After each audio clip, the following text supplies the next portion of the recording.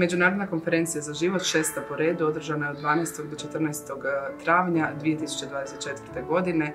Okupila je više od 80 sudionika, ne samo iz Hrvatske, nego i iz cijelog svijeta. Drago nam je zapravo što su sudionici uvidjeli, ne oni samo koji su iz Zagreba, nego stvarno iz svih dijelova Hrvatske, da se isplati doći na ovu konferenciju.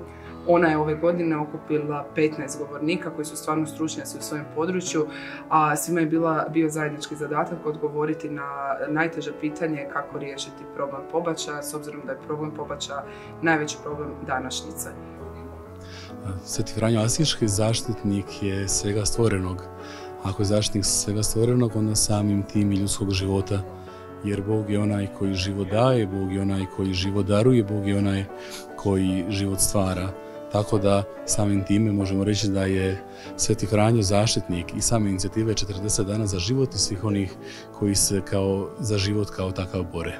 U antičkom svijetu postojao je podvojen stav prema pobačaju i prema životu prije rođenja. S jedne strane prakticirao se pobačaj u staroj Grčkoj i u Rimu, međutim s druge strane postojala je Hipokratova zakletva koja kaže: neću nikome dati smrtonosni otrov, makar me zato i zamolio, niti ću ženi dati sredstvo za pometnuće ploda.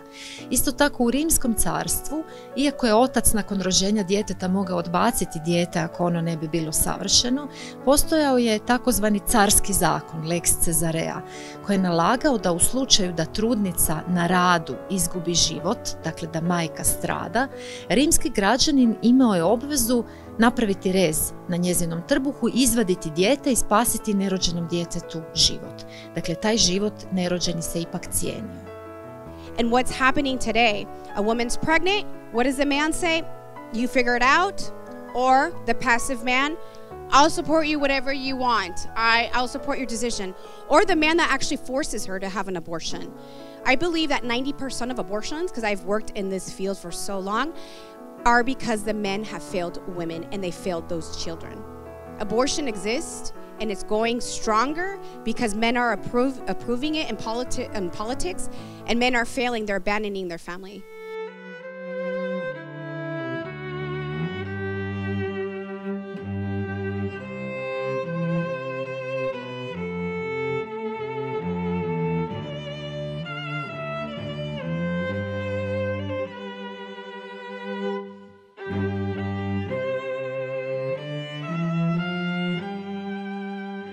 Cari amici, vedete, l'aborto è veramente il peggiore degli omicidi, il più vile, perché è perpetrato contro un piccolo essere umano, un debole essere umano, incapace di potersi difendere. Perciò scegliamo la vita, lotta per la vita. Lotta dura, senza paura, per il diritto universale alla vita, il primo e il principale di tutti i diritti, senza il quale non vi possono essere altri diritti. Quindi viva la vita, ci vediamo a Roma sabato 22 giugno. Imamo i u Sloveniji borbu za život. Baš sad je prije kratko počela ova inicijativa Instituta 8. mart za dostupan i besplatan pobačaj u Sloveniji pa i po cijeloj Europi. Tako da, ali mi želimo pričati i svjedočiti za nešto drugo, za važnost života od početka i pogotovo mislim da prvo što je da se digne malo i savjest ljudi, pa pogotovo i u crkvi, o dragocjenosti i svetosti svakog života. So it was wonderful to just be able to share about the work of CBR UK.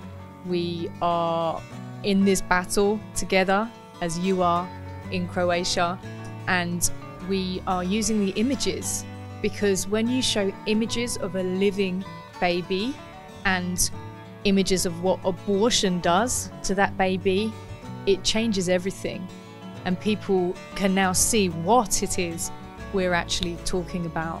Because as we know, there's lots of euphemisms used in the narrative of abortion, such as healthcare, reproductive rights, and when we show it for what it is, then people can't really argue with what's happening. And so I'm going into that in my talk, and I am going to tell you about some of the fruit of the work we are seeing, changed minds, lives saved in the UK, and how you too can use this powerful weapon to bring change in Croatia and wherever country you come from.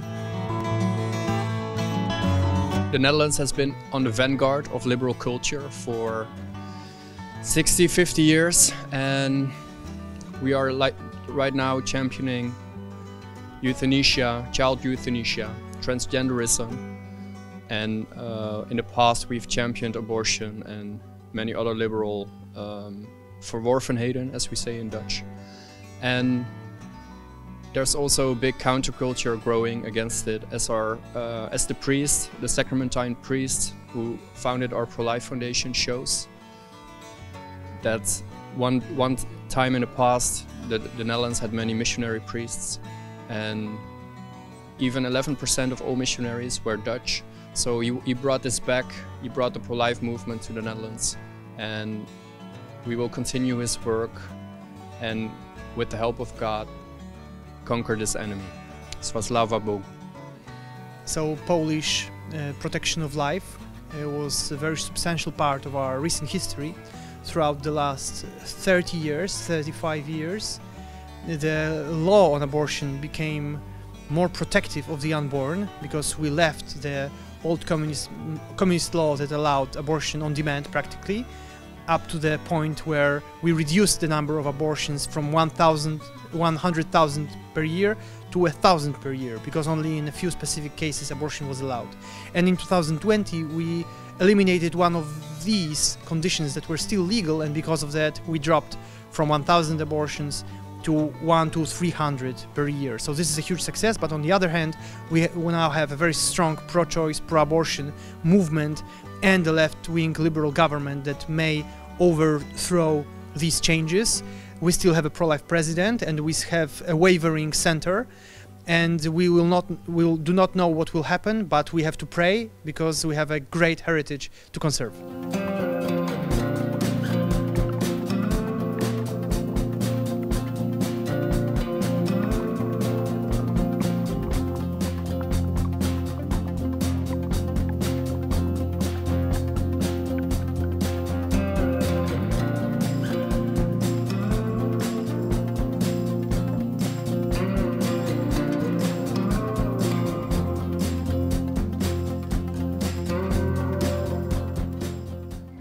Osobno u svom životu, zbog situacije sam mi je život bio sačuvan, osjećam potrebu se boriti za svaki život i svjedočiti koliko je vrijedno te borbe.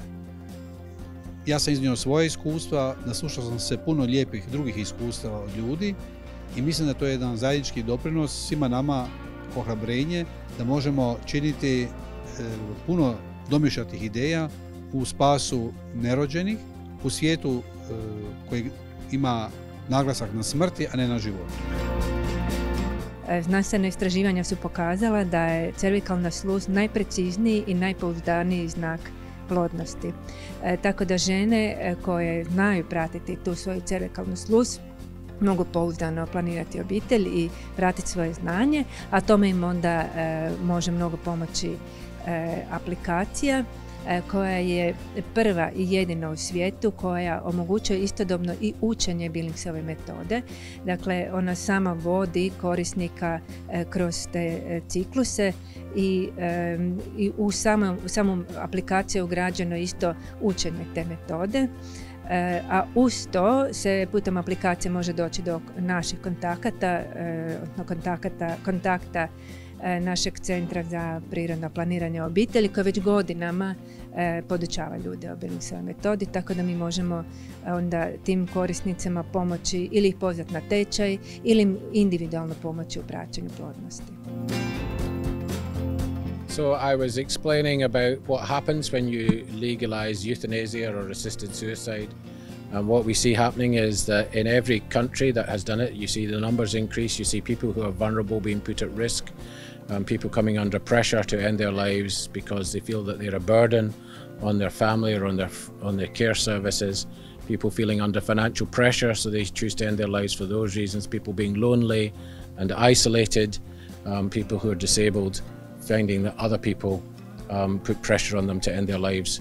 So for many reasons, it's very dangerous to change the law and allow euthanasia and assisted suicide. Služben je narativ, a to se često čuje i na fakultetima i iz nekih društava, da kontracepcija nema nikakve veze s pobačajem, no postoje procjene koje su potkrepljene naravno znanstvenim istraživanjima da primjerice u slučaju intrauternih uložaka imamo otprilike jedan pobačaj godišnje za ženu koja je koristi čitave godine.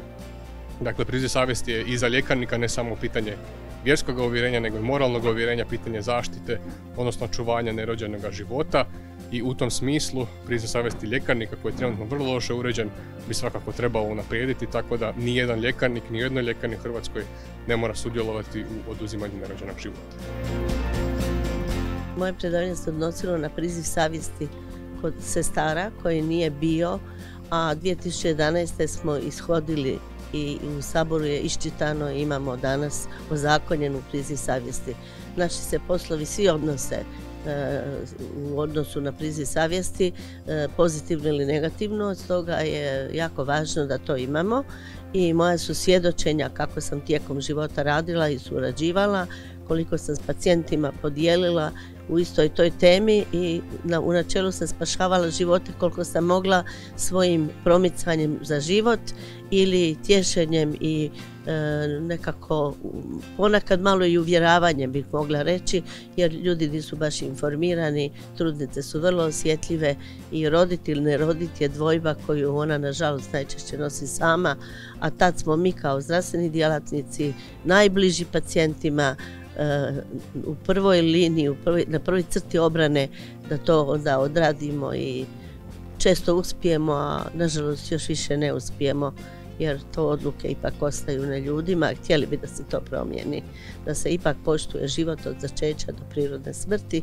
i tu ne odustajemo u toj borbi. Tu prednjačimo nekako od svih možda profila, jer nađemo vremena, jer smo uvijek uz pacijenta 24 sata, pa se tako možemo i posvetiti pacijentima svojim.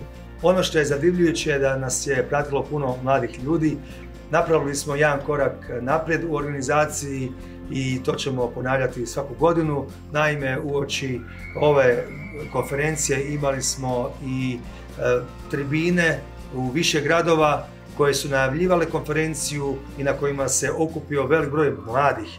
Dakle, sljedeće godine ćemo puno učiniti za mlade.